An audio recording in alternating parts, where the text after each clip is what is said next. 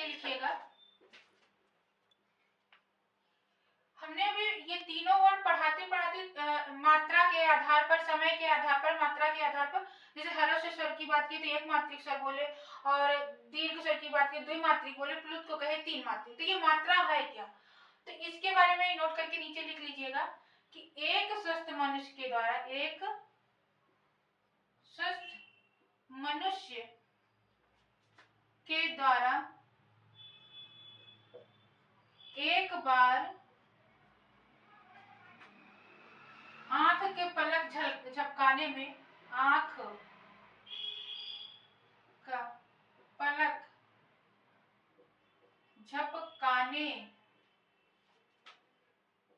में जितना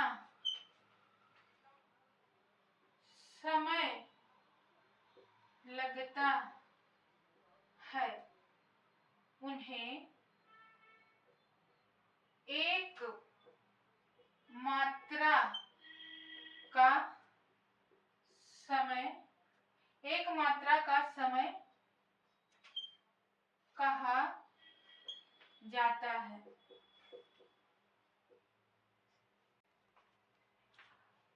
हमने आज पढ़ा कि उत्पत्ति और रचना बनावट के आधार पर स्वर क्या है।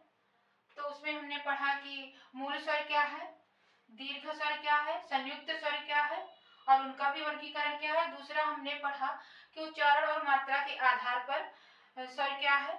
तो उसमें ह्रस्व, दीर्घ और प्लुत स्वर की चर्चा हुई।